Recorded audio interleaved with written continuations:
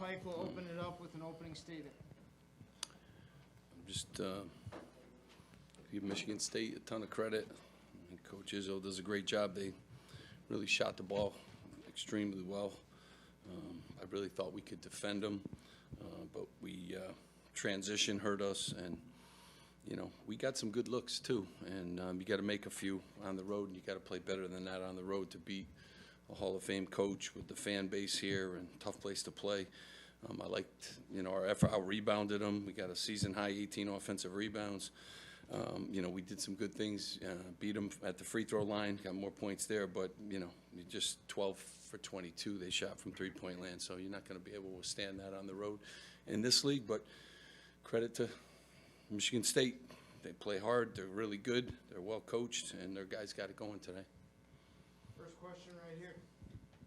Steve, over here. I want to ask you about the shooting. Obviously, you know, the numbers are out of whack today, but was it just some poor shooting on some good looks, or were there certain things they were doing? Or well, I mean, yeah, you got to always give, you know, the other team tremendous credit, but you know, Cam's been shooting the ball at a high level, and I thought he got good looks. I thought we got some, you know, good looks. So they made it, you know, tough for us too at times, and you know, we really had to attack the glass as a secondary way to score. And you know, again, when you're on the road and you're giving up those kind of points, and they shot the ball. I mean, I don't know if they've shot the ball better from three this season. So they made threes, we didn't.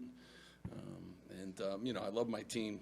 I mean, they're tough. They play, and you know, we need a couple days here, and then we got an unbelievably tough home game against Penn State. So it doesn't get any easier in this league, that's for sure. Right here.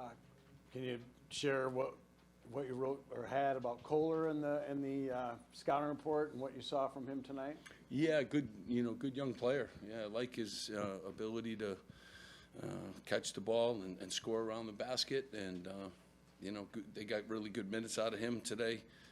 And Hauser was good. I mean, we really, man, Hogarth made threes. You know, their key guys played really well, and obviously that's not a good sign for us when we're on the road, having their three best players play that way. Right here. Your team got off to such a great start. What went well in those first 5 minutes, and then what changed? Yeah, I mean, well, the ball went in. You know, it's a game of runs. Then, you know, we expect them to run. They really got us in transition, kind of to tie the game back up. But, you know, that's how these games go. We had a run to begin the game. They had the next run. You know, I really like the fact we got into halftime, you know, within a couple possessions.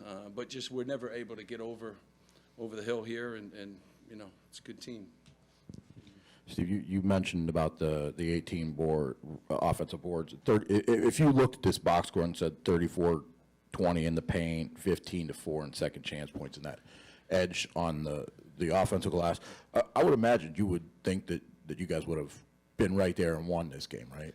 Yeah, I mean, not the way we shot the ball, but yes, I mean, that was a key for us. You know, the backboards and getting to the free throw line. I thought we did that, but you know, giving up that percentage from three and not being able to, you know, generate any of that for ourselves, you know, really hurt us. But they did a great job. They really did. They shared the ball, and they got open looks, and they made them when they got them. Back row there. Steve, obviously a poor shooting night like you mentioned, and you guys haven't had outstanding numbers, particularly from deep all season long, but you've made up for it with the three-point defense. I'm wondering what Michigan State did well, not only knocking down shots, but getting good looks and making 12 of 22 from deep. That kind of hurt you guys. Yeah, I mean, well, they got them in a lot of ways. So they got them deep. They made some at the end of the shot clock. You know, Hogarth hit a couple bombs. You know, they got some in transition. They got a lot of guys that are capable of making shots, and you know, they made them tonight. You know, and that's what happens when you do that. You usually are a happy coach. I'm sure Coach Izzo's happy tonight. Coach, at the five position, you rolled with a three-man rotation of Amori, Woolfolk, and Reber. What have you seen from Reber and Woolfolk off the bench at that spot?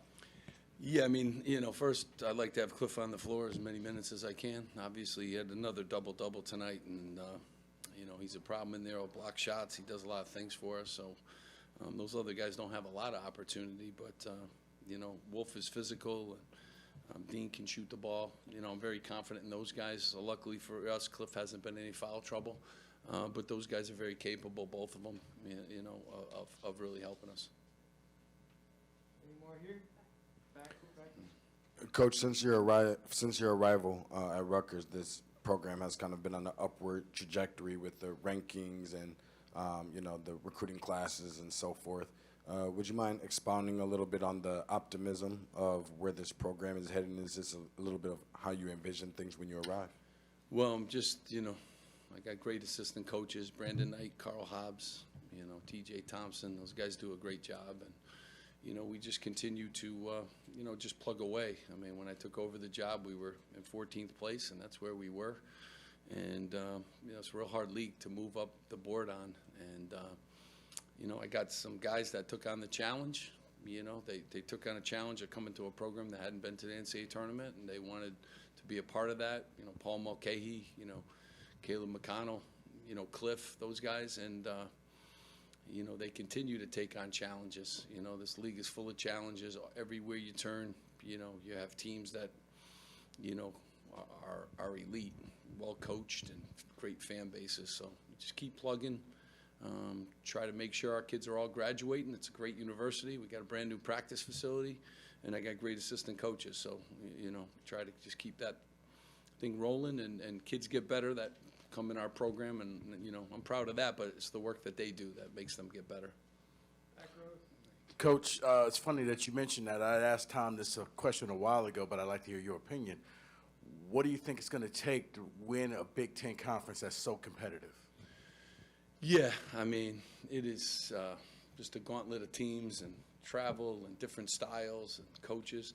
I mean, you got to be tough and you got to be resilient, and you got to, we say to our guys, you got to get back up off the mat. This is a league that, you don't stand in the center of the ring and just win fights all the time. You got to get knocked down and get back up, and it's one thing I think we've done a pretty good job of. And if you don't do that in this league, it's a humbling league. So you got to keep getting back up. Got to keep getting back up and get ready for the next obstacle. We're going to take one on Zoom here. Go ahead, Jerry. Steve, just to build on that, is there something teachable for you from this game, or is it, they shot the lights out, this was a buzzsaw on the road, we're going to turn the page? Yeah, I mean, you can't spend a lot of time in a league like this. Penn State is excellent, and they probably have one of the best players in the whole country. So, we'll learn from it. This group has been really good. They learn, they're coachable. It's a great group, it really is. And we'll learn from it, and we'll see them again in a couple weeks. So it doesn't, again, get any easier. We'll see them in Madison Square Garden. So we'll learn from it, and we'll move on. We got another obstacle in front of us at Penn State. Just to follow up, Steve, has your program gotten to the point where you have a little bit of a target on your back now, whereas in the past that wasn't always the case? I mean, I know every time we come here, no matter what my team is, that Coach Izzo's going to have his guys ready, so you have to play great, I don't know, Jerry, if that's the case. We got, I think, we get a little respect, and that's kind of nice, but, you got to continue to earn in a league like this every week, every time you play, every 40 minutes, and continue to play, through 40 minutes and preparing and all the different things, staying healthy, all the things you need to do. So, Go ahead, Brian. Steve, you mentioned Cam struggling from shooting. It seems like every time he has a tough night from the perimeter, you guys have a tough night as a team. Are you worried at all about the lack of a second or third guy able to hit shots when he's not able to? Yeah, I mean, that's not really the case. Since we gotten our team back together with all the players and, those first early games you're talking about, we didn't have Paul and Caleb McConnell, the best defender in the country, for a couple of those. We didn't have Paul at Miami, lost a one-possession game. All the guys are capable, and I thought he took good shots. So I'm very confident in all of our players. We just didn't have one of those nights tonight. We've had really good nights shooting the ball. We really shoot the ball from the foul line. We don't turn the ball over. We out-rebounded them, plus, 18 is our season high for offensive rebounds. So we did a lot of good things. Ball just didn't go in. And, and it didn't go in for a lot of our guys. And, that's on me. I got to make sure they're all getting good shots. But I'll watch the tape, and we'll get back to work. Last one, Aaron. Coach, in regard to the shooting, is the message, for you guys, especially like Cam and Andre, just to shoot out of a slump basically when they have a bad night like that? Well, I mean, I just want them to take good shots, and, you know, I'm gonna go back and grade all the shots like we always do, but I think we, you know, got some good looks. I'll watch it again on film, but, you know, you gotta trust your guys, you know? Like, if they're open, Andre's been a good shooter for us. He's probably in practice one of our elite shooters, and we stat every single day, every shot he takes, you know, so. You know, it was just one of those nights, too. We just didn't make enough, and I still thought we hung around there. That was a really good sign. We hung around, but just needed to kind of break through, and we weren't able to do that. All right, thank you all, appreciate it.